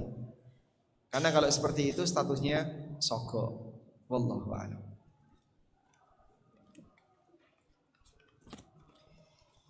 Bismillah, izin bertanya Ustaz, apa hukumnya menempelkan tulisan di toko saya sendiri dengan tulisan maaf tidak melayani bon dengan niat untuk meminimalisir orang berhutang agar tidak berhutang? Syukran jazakumullah khair. Insya Allah boleh, bila perlu yang gede ya. Biar jadi peringatan banyak orang, sehingga Anda berhak untuk menjual barang dengan cara tunai. Saya nggak mau ada utang, tidak menerima bon, tulisi gede gitu. Dengan maksud biar tidak ada yang utang. Wallahu a'lam. Assalamualaikum Ustaz. Waalaikumsalam warahmatullahi wabarakatuh. Afan izin bertanya, kedua orang tua saya sudah meninggal, apakah rumah peninggalan orang tua harus dijual untuk dibagikan ke ahli waris? Dijual atau untuk dibagikan ke ahli waris. Jadi belum ada wasiat. Nah, tentang teknis bagi waris, kalau jatah Anda nggak bisa ngubah. Kalau jatah sudah ditetapkan di mana? Al-Quran. Istri dapat berapa, suami dapat berapa, kalau istrinya mati, anak dapat berapa, dan seterusnya. Orang tua dapat berapa. Jatah itu sudah tetap, paten, nggak bisa diotak-atik. Tapi kalau teknis dikembalikan kepada kesepakatan keluarga. Iki enake piye ya? Bapak meninggalkan warisan berupa tanah. Apa kita jual ke orang lain atau mungkin ada salah satu di antara ahli waris yang mau memilikinya? Kalau ada salah satu di antara ahli waris yang mau memilikinya, silahkan. Baik, gini aja lah, aku tak beli. Saya yang beli. Berarti nanti dia mengakuisisi. Maka dia membayari saudaranya, dia membayari orang tuanya, dia membayari siapa yang berhak mendapatkan warisan. Boleh modal seperti ini, boleh juga dijual ke orang lain. Wallahu a'lam. Bismillah, kita pertanyaan selanjutnya. Tadi Ustaz sampaikan bahwa jenazah jika hutangnya belum dilunasi maka jenazahnya belum tenang walaupun anak atau istrinya janji mau melunasinya. Pertanyaannya, bagaimana kalau keluarga konfirmasi terlebih dahulu sama yang menghutangi atau yang akad, karena mungkin keluarga mau menjual harta warisannya terlebih dahulu yang berupa tanah atau rumah, dan karena mungkin jangka waktunya cukup lama, apakah jenazah tersebut sudah bisa tenang? Nah, bagaimana kalau keluarga dalam hal ini kompromi dengan pemberi utang? Sebab perlu disiapkan dulu alat bayarnya, sehingga harus mencairkan dana dulu, menjual ini, menjual ini. Insya Allah tidak masalah, karena Anda tidak punya dana segar, uang tunai yang dipakai untuk bayar. Maka harus nunggu penjualan aset. Nah, namanya menjual aset butuh waktu. Sehingga dalam posisi ini insya Allah tidak masalah. Pertanyaannya, apakah jenazah sudah bisa tenang? Jawabannya tidak tenang. Selama utang belum lunas, jenazah tidak akan tenang. Baik dalam proses kompromi maupun dalam proses sengketa atau yang lainnya. Selama utang belum lunas, jenazah tidak akan pernah tenang. Makanya tolong bapak-bapak ya, kalau bapak punya utang sebaiknya terus terang. Karena terkadang ada orang yang punya utang tapi dia diam-diam. Akhirnya keluarganya tidak tahu, istri tidak tahu, anak-anak tidak tahu. Padahal sengketa utangnya banyak. Nah, ini akan sangat berbahaya ketika yang bersangkutan meninggal dunia. Nah, terus gimana Pak? Coba ya dituliskan berapa jumlah utangnya kepada siapa saja. Saya punya utang sekian dolar di sini, saya punya utang sekian yen di sini, sekian real di sini. Masya Allah, orangnya suka ke luar negeri. Sehingga ada daftar siapa pemberi utang, itu akan lebih nyaman bagi keluarga kalau ditinggal. Makanya berwasiat berupa menjelaskan kondisi Anda yang belum selesai urusan muamalah, ini menurut ulama hukumnya wajib. Bapak punya utang, anak istri nggak tahu, tulis saya punya utang di sini. Bapak punya usaha yang anak istri nggak tahu sahamnya berapa, tulis di perusahaan ini saham bapak sekian, sisanya punya orang. Punya apa lagi yang orang lain tidak tahu, kasih tahu. Tujuannya adalah dalam rangka menghindari potensi sengketa di belakang. Wallahu a'lam. Assalamualaikum warahmatullahi wabarakatuh. Waalaikumsalam warahmatullahi wabarakatuh. Izin bertanya Ustadz, apa hukumnya penyediaan jasa top up e-money? Kemudian di setiap top up atau tarik tunai kita ada biaya adminnya, boleh apa tidak? Dan hukumnya apa? Apa hukumnya jasa top up e-money atau tarik tunai? Kalau tarik tunai mungkin di tempat kita seperti briling ya. Ya, seperti briling. Boleh atau tidak? Wallahu a'lam. Yang mungkin bisa Anda lakukan dalam hal ini adalah jika sifatnya jasa top up e-money dan dia ada biaya administrasi, insya Allah tidak masalah. Tapi dibuat terpisah. Maksudnya gimana Pak? Misal ya, top up berapa? 1 juta. Top up 1 juta masuk 1 juta, sehingga tertukar uang 1 juta dan dia serahkan berupa 1 juta. Seperti ini yang disebut dengan mithlan bimithlin, semisal nilainya. Ada biaya administrasi, Bapak silakan bayar 2.500 atau bayar 5.000. Itu dibuat terpisah. Pak, ini biayanya 5.000, dia bayar 5.000, selesai. Insya Allah tidak masalah. Tarik tunai juga sama. Tariknya berapa Pak? Sekian. Tarik tunai kan berarti transfer pindah buku ke rekening pribadi dia, terus dia ngasih uang tunai. Udah? Tarik tunai 1 juta, transfer 1 juta, dia ngasihkan 1 juta. Udah? Lalu setelah itu gimana? Ada biaya admin, bayar tunai sekian, sehingga terpisah. Insya Allah tidak masalah. Agar sorofnya, tukar menukar uang dengan uang, terjadi secara sama nilainya. Wallahu a'lam. Berapa lagi Ustaz? Kita sampai jam 28. Sama itu di meja antum ada buku buat. Oh baik. Ini masih banyak tugas yang harus saya selesaikan, yaitu membagikan hadiah kepada jamaah sekalian. Ada buku zakat 3, buku riba ada 3, buku utang ada banyak. Buku utang ada berapa? Ini untuk pustakaan. Nanti situ yang buat. Oh, yang ini ya. Baik. Baik. Hadiah pertama. Ada apa dengan riba? Pertanyaannya, siapa di antara Bapak Ibu yang sepanjang hidupnya nggak pernah punya utang?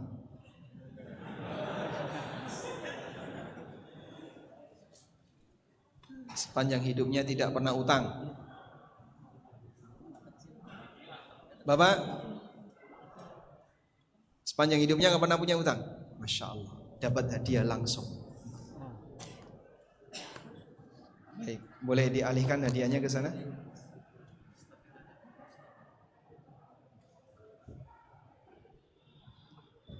Selanjutnya, di antara jamaah yang belum pernah utang riba. 1, 2, banyak ya? Banyak. Karena banyak saya kasih tambahan pertanyaan. Sebutkan 1 dalil haramnya riba. Allah menghalalkan jual beli dan mengharamkan riba. Bunyinya gimana ayatnya? Sudah punya buku ini belum?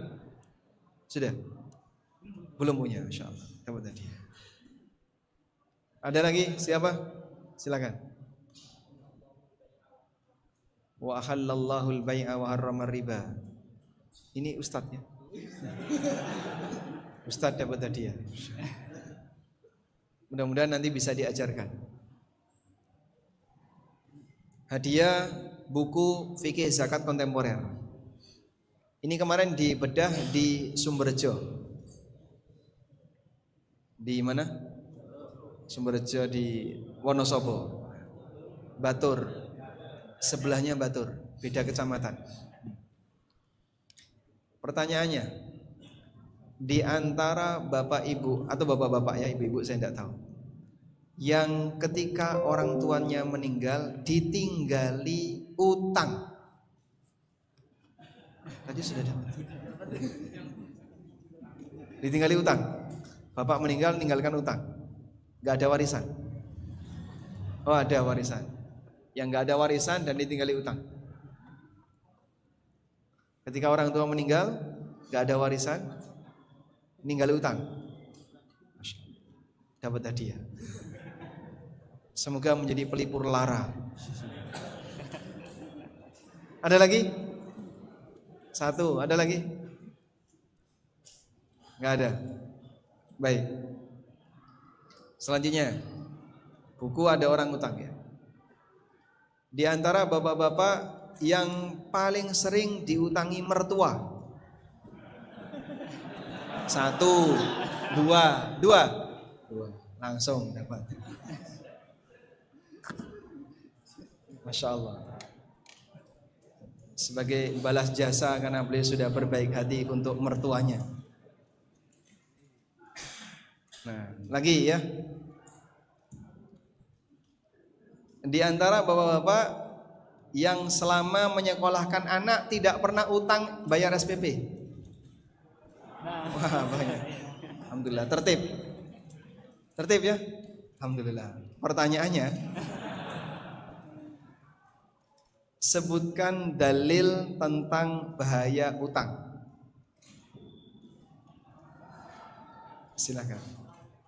Nggih? Riba? Ditantang perang oleh Allah itu riba, Pak. Dalil tentang bahaya utang. Yang lain. Tadi sudah kita baca. Silakan.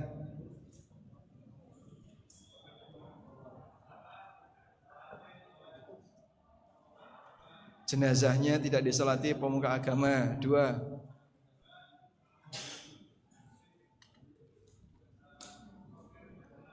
Selama belum dilunasi, hidupnya jenazah tidak tenang. Masya Allah, dapat hadiah. Selanjutnya,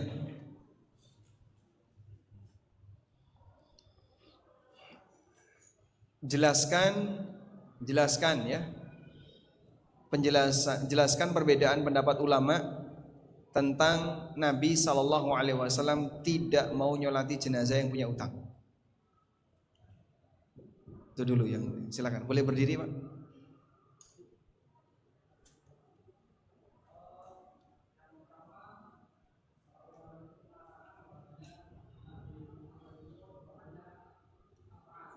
Itu khusus untuk Nabi SAW karena doa beliau adalah syafaat. Yang kedua,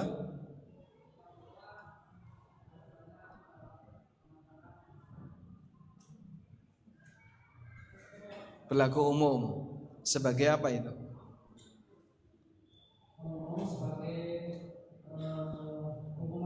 Hukuman sosial. Masya Allah. Alhamdulillah. Barakallah. Alhamdulillah. Baik. Buku zakat. Pertanyaannya, langsung angkat tangan ya. Yang merasa ketua takmir Masjid At-Taqwa. Ada? Takmir Masjid At-Taqwa. Wonten? Monggo. Alhamdulillah, Masya Allah.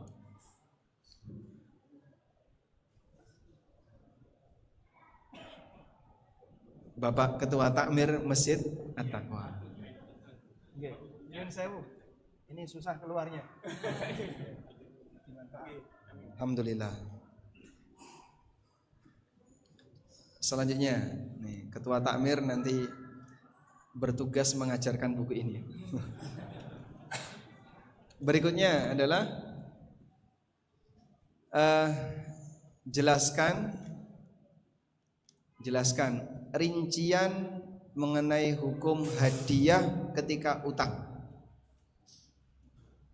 Hadiah ketika utang. Silakan. Dibagi menjadi 3. 1. Diperbolehkan. Tidak ada perjanjian. Enggak, dibagi 3 dulu. 1 titik-titik, 2 titik-titik, 3 titik-titik, baru yang ada itu. Hadiah setelah utang lunas, apa hukumnya? Boleh. Yang kedua, hadiah ketika melunasi utang, apa hukumnya? Boleh. Dengan syarat. Dengan syarat 1.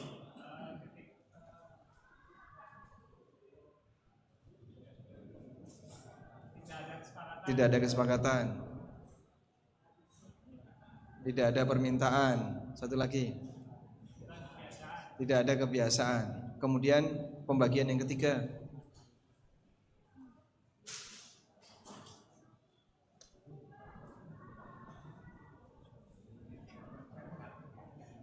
Hadiah. Tadi kan sebelum, ketika. Berarti kan 1 lagi. Sebelum utang lunas. Tadi setelah, ketika, sebelum utang lunas. Bagaimana hukum hadiah sebelum utang lunas? Dibolehkan tapi memotong utang. Masya Allah. Baik. Yang terakhir. Yang terakhir. Ini aja yang terakhir ya. Yang terakhir. Yang paling jauh mana? Pundi mas? Kali Bening. Ada lagi? Perbatasan Purbalingga Pemalang. Mana? NTT, mondok di sini. Kamu tinggal di sini.